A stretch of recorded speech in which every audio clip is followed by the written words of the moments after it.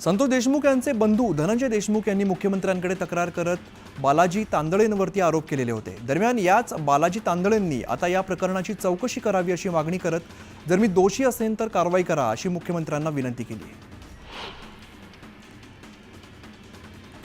सरपंच संतोष देशमुख यांच्या कुटुंबियांना माजलगावकरांनी मदतीचा हात दिलेला आहे। मदत फेरीतून जमा झालेले 43 लाख रुपये देशमुख कुटुंबियांना सुपूर्द करण्यात आले। भाजप आमदार सुरेश धस यांनी आणखीन एक खळबळजनक दावा केलेला आहे। करुणा शर्मा मुंडे यांच्या कारमध्ये एका पोलिसाने साडी नेसून पिस्तूल ठेवलं। ती व्यक्ती कोण आहे मला माहिती असून त्याचं नाव मी बीडच्या पोलीस अधीक्षकांना सांगणार असं ते म्हणाले। त्यांच्या दाव्यामुळे बीडच्या राजकारणात नवी चर्चा सुरू झाली आहे। जितेंद्र आव्हाडांची पत्रकार परिषद सुरू असताना ठाणे स्पेशल ब्रँचचे पोलीस कर्मचारी आव्हाडांवरती नजर ठेवत होते। स्वतःच्या घरात शूटिंग करत असल्याने आव्हाड पोलिसांवरती संतापले। दरम्यान विरोधी पक्षांवरती नजर ठेवण्यापेक्षा कराडसारख्या आरोपींवर जर लक्ष ठेवलं तर ते बरं होईल असं आव्हाडांनी विधान केलंय। संतोष देशमुखांची हत्या इलेक्शन फंडवरून झाली असा गंभीर आरोप जितेंद्र आव्हाडांनी केलेला आहे। कोस्टल रोड ही फक्त इलेक्शन फंडसाठी केलेला प्रकल्प आहे, त्याची एकही परवानगी आलेली नाही असा आरोप आव्हाडांनी केला आहे।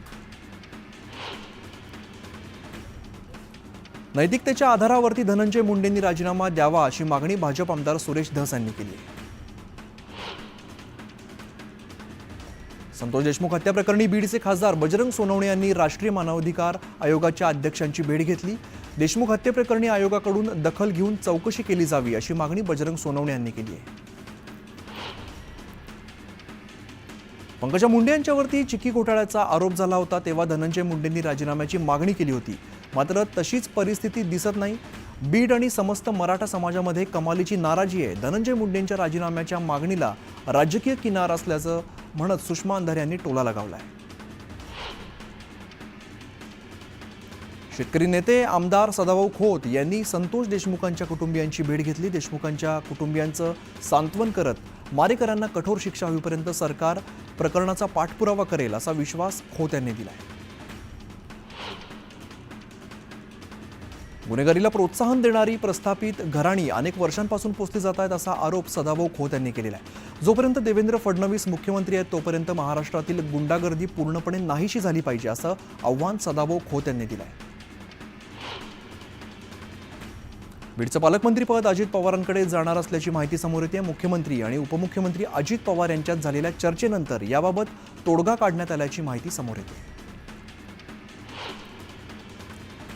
बीडमधील हत्या प्रकरणानंतर धनंजय मुंडेंचं नाव चर्चेत आल्याने त्यांचा पालकमंत्री पदावरून पत्ता कट झाल्याची माहिती सूत्रांनी दिलेली आहे। बीडच्या पालकमंत्री पदाच्या शर्यतीतून धनंजय मुंडे बाद झाल्याची माहिती समोर येते। बीडच्या पालकमंत्री पदाबाबत बावनकुळेंनी सूचक वक्तव्य केलेलं आहे। राष्ट्रवादीने बीडचं पालकमंत्री पद मागितलंय, त्यांच्या यादीत बीडचं पालकमंत्री पद आहे असं वक्तव्य बावनकुळेंनी केलंय।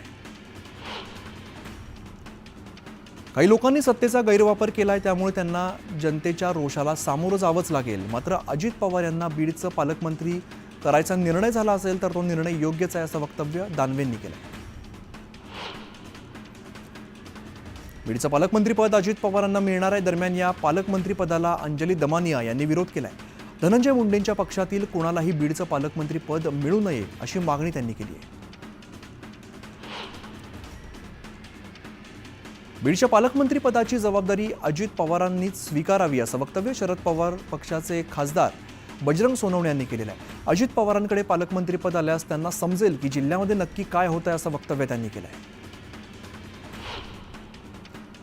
बीडमधील संतोष देशमुख हत्या प्रकरणात धनंजय मुंडेंच्या राजीनाम्याची मागणी तीव्र होऊ लागली आहे। विरोधकांकडून जोरदार विरोध होत असतानाच मंत्री राधाकृष्ण विखे पाटलांनी स्पष्टोक्ती केली आहे। एसआयटीचा अहवाल समोर आल्यानंतरच राजीनाम्याचा निर्णय होईल अशी स्पष्टोक्ती त्यांनी केली आहे। शरद पवारांवरती जेव्हा आरोप झाले होते तेव्हा त्यांनीही राजीनामा दिला होता, त्यामुळे आता धनंजय मुंडेंनी नैतिकता पाहून राजीनामा द्यायला हवा अशी मागणी सुप्रिया सुळेंनी केली आहे। शरद पवार आणि सुप्रिया सुळेंनी आता घरी बसलं पाहिजे असं प्रत्युत्तर राधाकृष्ण विखे पाटलांनी सुळेंना दिलंय। तर कुठल्या समाजाचा आरोपी झाला म्हणून सगळा समाज बदनाम करणं चुकीचं असल्याचंही वक्तव्य केलंय।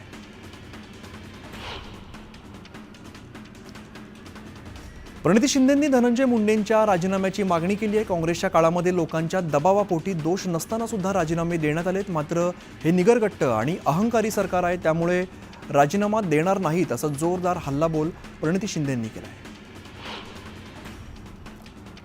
बीडच्या पालकमंत्रीपदाबाबत अंतिम निर्णय तीनही पक्ष घेतील अशी माहिती अमोल मिटकर यांनी दिली आहे। दरम्यान अजितदादांनी पुणेसह बीड, अमरावती आणि इतरही जिल्ह्यांचं पालकमंत्रीपद घ्यावं अशी मागणी अमोल मिटकर यांनी केली। वाल्मिक कराडला कोठडीत खासगी मदतनीस देता येणार नाही अशी सूचना न्यायालयानं केलेली आहे। आपल्याला स्लीप ॲपनिया नावाचा आजार असल्याचा दावा कराडकडून करण्यात आला होता। या आजारासाठी आवश्यक सीपॅप मशीन चालवण्यासाठी मदतनीस देण्याची मागणी कराडने केली होती। दरम्यान ही मागणी कोर्टाने फेटाळली आहे।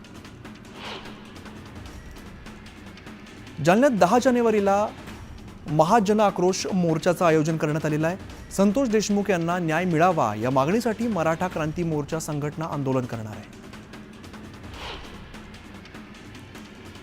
पुण्यातील खेड बाजार समितीत फुले दाम्पत्याच्या पुतळ्याचं अनावरण सोहळ्यानिमित्ताने शरद पवार आणि छगन भुजबळ एकत्र पाहायला मिळाले। यावेळेला शरद पवार आणि भुजबळांनी एकाच कारमधून प्रवास केला।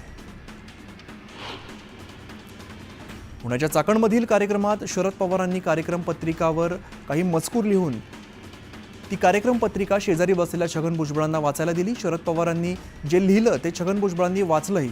दरम्यान पवारांनी भुजबळांना काय संदेश दिला याची चर्चा राजकीय वर्तुळात सुरू आहे। चाकणमध्ये आल्यानंतर शरद पवार जुन्या मित्राच्या घरी रमल्याचं पाहायला मिळालं। माजी आमदार राम कांडगे यांच्या कुटुंबियांची भेट घेत पवारांनी त्यांची आस्थेने चौकशी केली। क्रांतिज्योती सावित्रीबाई फुले यांच्या जन्मगावी नायगाव इथे सावित्रीबाईंच्या जयंतीनिमित्ताने कार्यक्रम पार पडलेला आहे। यावेळेला छगन भुजबळ सुद्धा उपस्थित होते। दरम्यान नाराजी दूर झाली असं म्हणा, कारण आज सावित्रीबाई फुले यांचा जन्मदिवस आहे, त्यामुळे आनंद वाटतोय, पुन्हा एकदा उत्साह आला अशी प्रतिक्रिया छगन भुजबळांनी दिली। 8 जानेवारी रोजी सर्व पोलीस प्रशासनाचा आढावा घेणार असून ड्रग्सचे आंतरराष्ट्रीय रॅकेट उद्ध्वस्त करण्याचा आपला प्रयत्न राहणार असं वक्तव्य गृहराज्यमंत्री योगेश कदम यांनी केले। ड्रग्स सेवनापासून तरुणाईला वाचवायचं आहे असंही ते म्हणाले। आळंदीमधील कार्यक्रमात मुख्यमंत्री देवेंद्र फडणवीसांना जिरेटोप देऊन सन्मान करण्यात आला। यावेळेला जिरेटोप डोक्यावरती न घालता मुख्यमंत्र्यांनी जिरेटोप समोर नतमस्तक होत नमस्कार केला आहे। दिल्लीत फेब्रुवारीमध्ये भरणाऱ्या साहित्य संमेलनाच्या नियोजनात आज भाजपाची एंट्री झाली आहे। अखिल भारतीय साहित्य संमेलनाच्या सहकार्यवाहपदी केंद्रीय राज्यमंत्री मुरलीधर मोहोळ यांची निवड करण्यात आली आहे।